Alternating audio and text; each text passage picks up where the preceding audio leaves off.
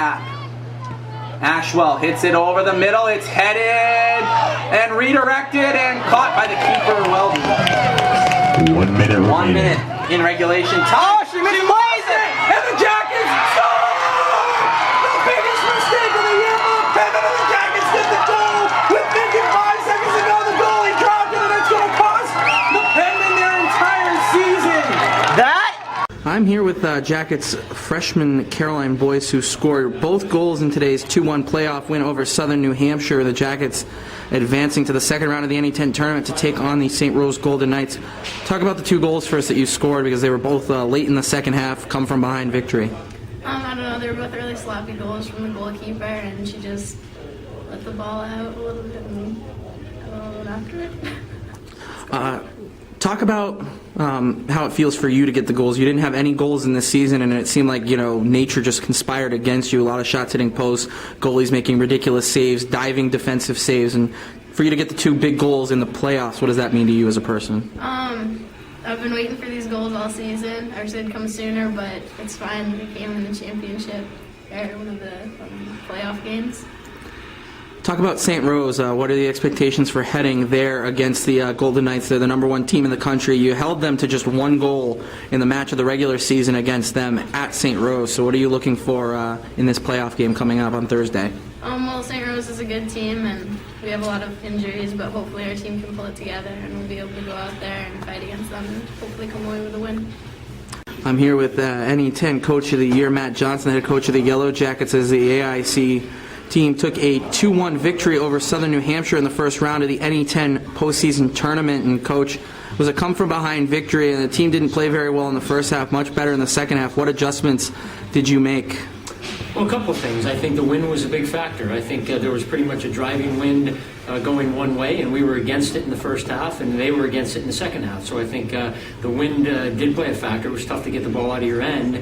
They took it to us a little bit in the first half, and then the second half, I think it was we played very well. I think the other thing, they threw a bunch of numbers in the middle of the field, and we didn't do a real good job in the first half of finding players and getting numbers in there to match their numbers. At halftime, we just talked about finding ways to do a better job marking up, and also to get some more players in the middle to match the players that they put in the middle.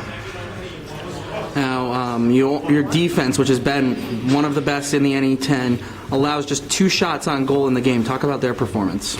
Our defense has been great all year. It's been the backbone of our team from the first game. We really haven't given much up this year. Most of the shots we give up are from 20 yards out. So our keepers are usually seeing a lot of shots from the outside. But we really don't give much up in terms of breakaways or real quality opportunities. And they did a good job of limiting Southern New Hampshire's quality opportunities today. Southern is a really, really good team. They're very athletic. They've got speed all over the field.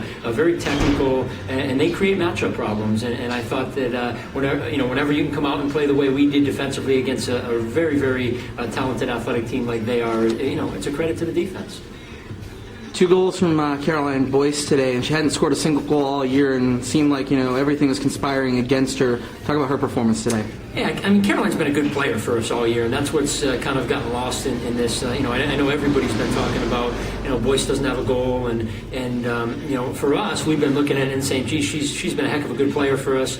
A bit snake bitten, I think she's hit 3 or 4 posts and had 2 or 3 balls cleared off goal lines. It was just a matter of time before she put a ball or 2 in the net. We're just lucky she waited till today. But I think a very lot of Caroline as a person and as a player, and I think hopefully this is going to open up the floodgates for her, because she's a very, very talented player.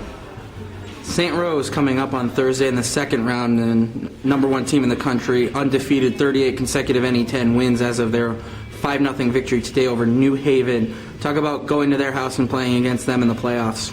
It's tough to play St. Rose anywhere. They're big, they're strong, they're athletic. They create problems all over the field with their athleticism and their speed. For us, it's been one of those years, though. We feel comfortable that when we step on the field, we can play with anybody. We got a lot of heart. We've I think played in 4 overtime games this year. We've won 3 of them and didn't lose the other one. So we've got a team full of characters and a team that is playing with a lot of heart right now. So we're going to go to St. Rose. We're going to have some fun. Nobody expects us to win. Sometimes you can be a dangerous team when really when that's the situation. Any final thoughts, Coach? No, just I couldn't be happier about about the way the girls have played all year, despite injuries. They've all stepped up, and we got a lot of players now that we feel comfortable with, moving forward, but also in the future. Players that we weren't sure at the beginning of the year would get a lot of time. So this is a very, very exciting time for us, and we're enjoying the moment. Thank you very much, Coach.